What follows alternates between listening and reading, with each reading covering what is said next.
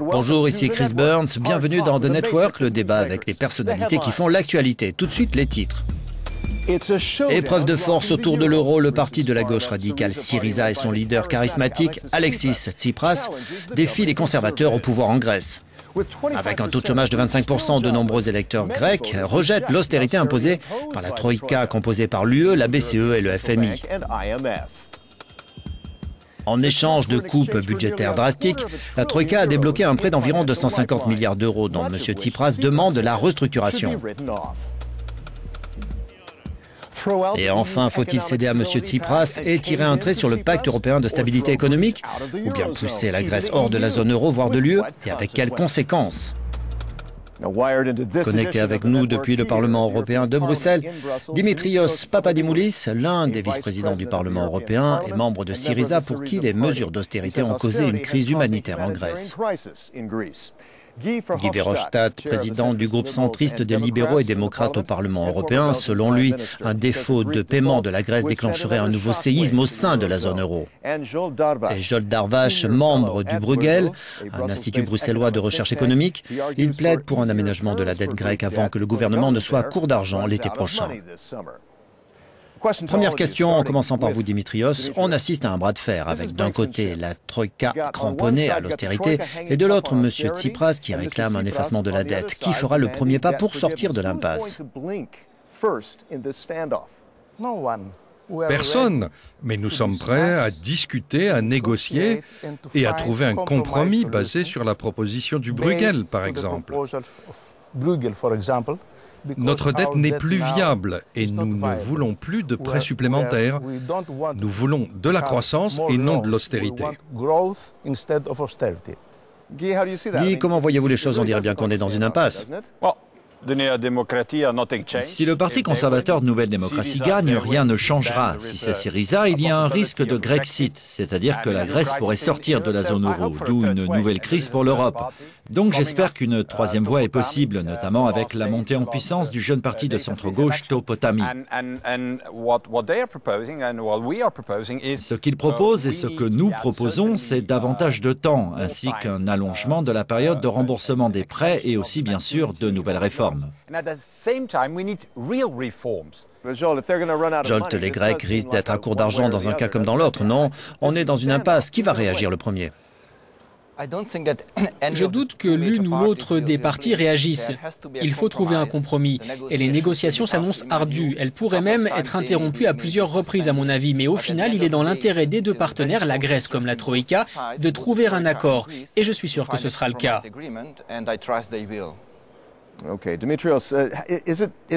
D'accord, Dimitrios, l'heure est-elle venue de desserrer l'étau du pacte de stabilité européen sur la Grèce?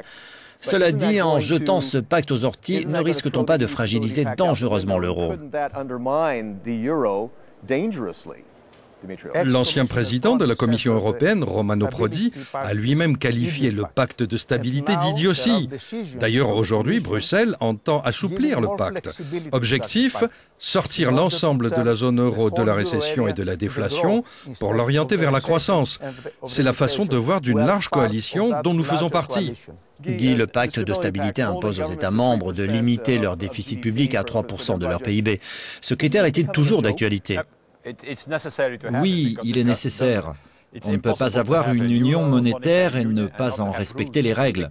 Mais c'est insuffisant. Il faut une solution particulière pour la Grèce. La Grèce doit se réformer en profondeur. Jusqu'ici, la Troïka n'avait pas demandé de réformes structurelles draconiennes. Elle avait demandé à la population de se serrer la ceinture, elle avait demandé de nouveaux impôts, ou encore de baisser les salaires et les allocations chômage. Mais ce n'était pas la bonne solution, cela a tué l'économie grecque.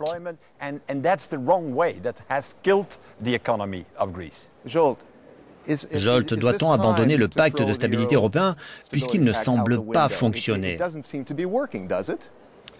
Le pacte de stabilité, ce n'est pas vraiment un problème pour la Grèce. On s'attend cette année à un excédent budgétaire. Et si la croissance décolle comme le prévoient plusieurs institutions, alors le ratio dette-PIB devrait diminuer rapidement. Par conséquent, la Grèce remplira tous les critères du pacte de stabilité et de croissance. Guy, d'autres pays pourraient-ils être tentés de suivre l'exemple grec? Si on donne du mou à la Grèce, pourquoi ne pas en donner aussi à l'Italie, à la France ou au Portugal? Absolument, et c'est tout le danger de la situation. Nous devons faire trois choses en Grèce. Premièrement, comme je l'ai dit, il faut allonger la période de remboursement de ces prêts. C'est une nécessité. Deuxièmement, le nouveau gouvernement devra entreprendre de profondes réformes structurelles. Et troisièmement, il faut mettre en place une stratégie d'investissement, car vous n'êtes pas sans savoir que la Grèce doit actuellement faire face à un exode très important. 200 000 jeunes ont déjà quitté le pays. Parlons de ces douloureuses réformes, Dimitrios. Comment allez-vous vous y prendre? La Troïka va vous imposer ces réformes avant de débloquer une nouvelle tranche d'aide. Si vous êtes élu, comment allez-vous faire? Pouvez-vous accélérer les privatisations, assouplir le droit du travail? Votre parti est-il prêt à soutenir ces mesures? Notre programme comporte de nombreuses réformes, dont une simplification du régime fiscal, parce qu'en Grèce, certaines personnes ne paient pas d'impôts. Il faut aussi mettre un terme au phénomène d'oligarchie économique, mettre un terme à la bureaucratie, à la corruption et à l'argent sale qui touchent la classe politique. Il faut aussi simplifier et moderniser l'administration et créer un environnement plus propice à l'investissement, et ce, tout en aidant les plus démunis. La Grèce est en proie à une véritable crise humanitaire et à un taux de chômage très élevé.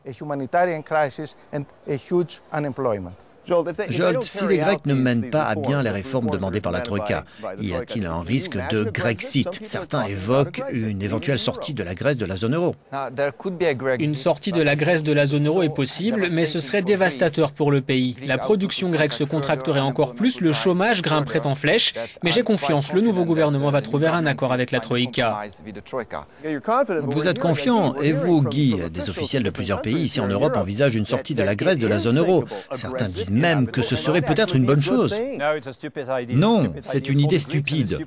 Ce serait stupide à la fois pour les Grecs et pour l'Europe. Stupide pour les Grecs parce qu'une sortie de la zone euro signifierait une perte de pouvoir d'achat de 20 à 25% pour le citoyen ordinaire. Et l'effet serait dévastateur pour la Grèce, comme pour l'Europe. J'aimerais dire quelque chose à propos de ce Grexit. Avec Syriza au gouvernement, il n'y a aucun risque de Grexit. Dans l'intérêt général du peuple grec, de l'économie grecque et de l'économie européenne, il faut trouver une solution de compromis. Et je suis entièrement d'accord avec Guy Verhofstadt. Cette idée de sortie de la zone euro, véhiculée notamment par le gouvernement allemand, est stupide.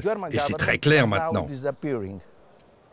Ok, dernière question. L'UE en fait-elle assez pour la jeunesse grecque? On parle d'une génération perdue et cela pourrait peser sur le résultat du scrutin, non? Jolt, l'UE fait-elle assez pour la jeunesse grecque? Je pense en effet que l'Union européenne n'a pas fait assez pour lutter contre le chômage des jeunes, mais au final, la croissance économique est la seule à pouvoir générer de l'emploi et aider les jeunes à trouver du travail. Dans la mesure où l'Union européenne est en situation de croissance faible, voire de stagnation, les chances de trouver un emploi sont très minces. Guy, le programme européen Horizon 2020, c'est 80 milliards d'euros sur 7 ans pour inciter les jeunes à rentrer au pays. Disons que c'est l'un de ces objectifs. Mais l'élément principal, la mesure à prendre de toute urgence, repose sur une plus grande intégration de tous les marchés d'avenir. Actuellement, les marchés du numérique, des télécoms, des capitaux ou encore de l'énergie ne sont pas intégrés. Par exemple, vous êtes jeune et vous avez une idée pour une nouvelle application, eh bien, il vous faudra 28 autorisations avant de pouvoir lancer cette application. Il vous faudra avoir l'accord de plus d'une centaine d'opérateurs de téléphonie mobile. C'est la preuve du manque d'unité et d'intégration de nos marchés. Dimitrios, l'UE soutient-elle assez votre pays? Notre priorité, c'est le retour de la croissance, non seulement en Grèce, mais aussi dans toute l'Europe. La seule façon de réduire le chômage, notamment celui des jeunes, et de stopper le démantèlement de l'État-providence, c'est la croissance économique.